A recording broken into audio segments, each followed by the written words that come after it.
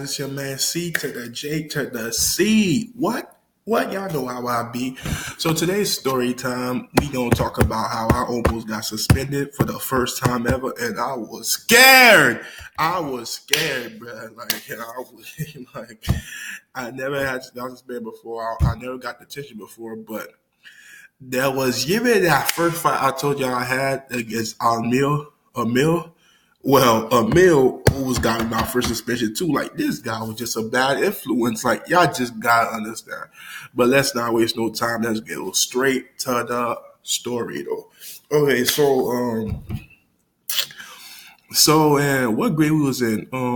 I think we was in fourth grade, summer school, going to fifth grade. Like you know how you gotta be either in summer school or summer camp before a grade level. Like you could be like in the summer of after you finish fourth grade, going to fifth grade, or in the summer of after going. But this happened, yeah, this happened fourth grade going to fifth grade.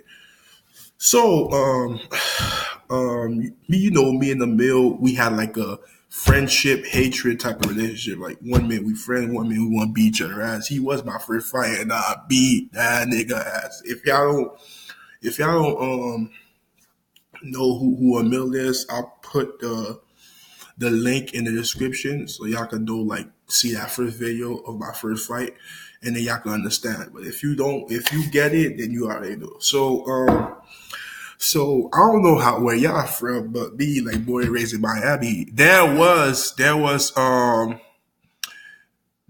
spoon game we used to play. Like we basically at the end point of a fork, like you know those plastic forks that you used to have in the cafeteria.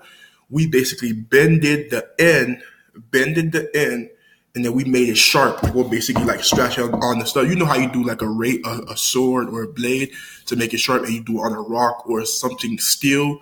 You know how you create steel and swords. Like they basically like keep scratching it, and they basically like it gets harder. So we used to basically for that fork game rub the end of the fork after bending it. Then we used to play that spoon game. Like basically like someone hold their spoon and you try to like flick at their spoon, and what you want to see, and the game goes like whoever could break the spoon fastest, like bah. But the dangerous part about it, the reason why that game got banned there and then like people got suspended if you were caught playing that game is because one person was playing it, and when they flicked at their opponent's plastic spoon, the plastic spoon like split in their eye, and they nearly went blind. And the parents was gonna sue the school. It was a lot of stuff that happened. So anyone caught playing that game was automatic suspension. Was gonna be in trouble. So we be in the middle risk like playing that game, knowing the consequences if we got caught, etc. Stuff like that. So so yeah, so we was in the cafeteria. He was like, "Oh, you want to play and things like that?" And I'm like, "This dumbass, you don't know like if we get caught, like the consequences of that." And he's like, "Oh, because you know I could beat you." Me with my competitive nature and being a dumbass, I was like, "Nah, bro, you can't beat me. That's a fact." So I said, "Okay, let's play it." So basically, we both been in our spoon fork. You know what the hell I'm talking about.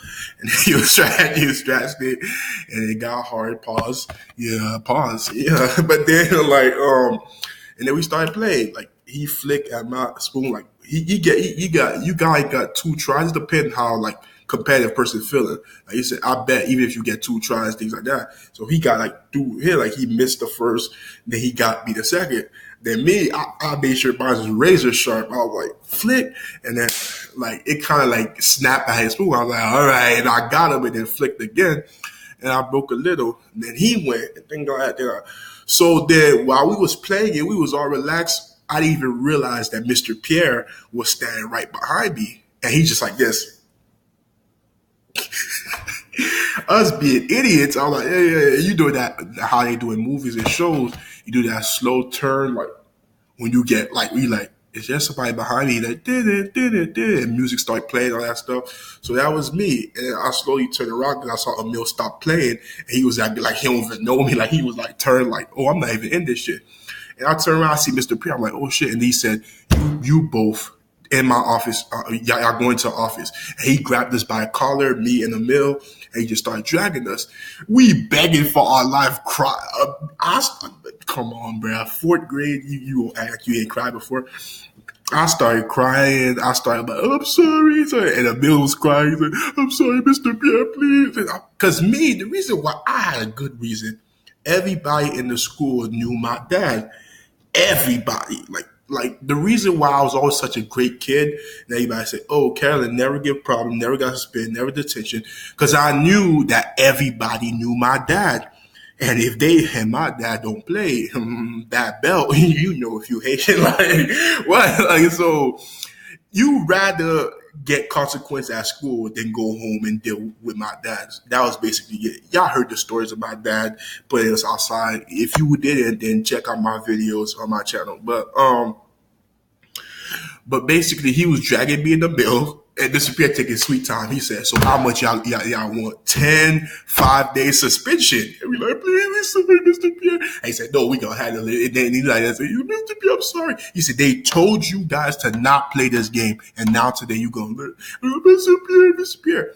So then, long story short, not even long story. We gonna continue, but basically, even us begging, Mr. Pierre didn't give a F. He was like, "No, you guys gonna learn today." And then he basically brought us to the office. The office was busy that day. I still remember. He made us sit down. I remember we just like how old we was, like 8, 9 years old. He made us sit down in the chair, and we just like crying. You know when you're done crying, like. And then Mr. Pierre, then they said, "Well, hey, Mr. Pierre," like the office lady, she's like, "What's going on? Like, why are you here?" So he said, "These two students caught playing the sport for the spoon game." So I basically like came like for the suspension paper, the referral. And then we like he dead ass about to do this, like, oh shit.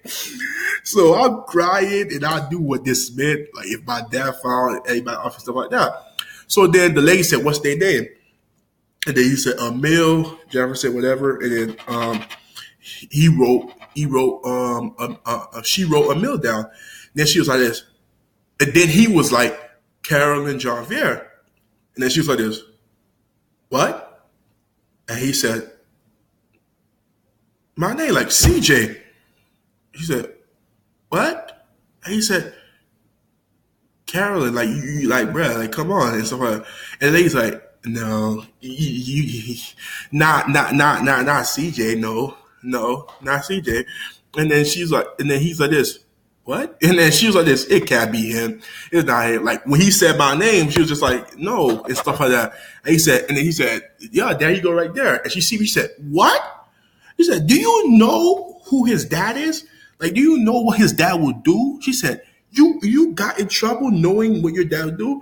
You know, I didn't mean to. He's like, "I'm not gonna do it no more, I promise." And things like I'm like begging for all my whole life, a milk crying too. And then and Mr. Pierre like, "Oh, stuff like that." He said, "I know his dad," and I was like, "This dad, he never got in trouble. He's a good kid. Like we gonna like make it bypass this time, reconsider Mr. Pierre." Mr. Pierre like looking at us like this. He's like he have authority. He's like, "I think they learned their lesson." And then basically he started walking with us outside. I see Margaret, the chief of the security guards, and Margaret said, "You was doing in the office?" He said, "You know your dad will F you up." And then Mr. Pierre back at this by stuff. He said, "I handled them." And then we look at Mr. Pierre. Mr. Pierre said, "The next time I catch y'all playing that game, it's y'all behind." And then we like, "Okay." He said, "I go back to the office." He said, "Thank you, Mr. Pierre." And we ran back to the cafeteria. And that was it, bro. The moral of the story is Emil is a dumbass and I'm gonna beat his ass again. I like no, that's not the moral. The moral, like basically, like, bro, I almost got suspended, bro. And what? I'm happy I avoided. I'm so happy so much people know my dad in the office. So much people know I'm a good kid and I just got off the hook. Like most people like got their first suspension. But because my dad was always so consistent in coming to my school, I avoided certain situations. Crazy. But yeah, that's my story for the day. Y'all stay tuned for the next. Be brazy.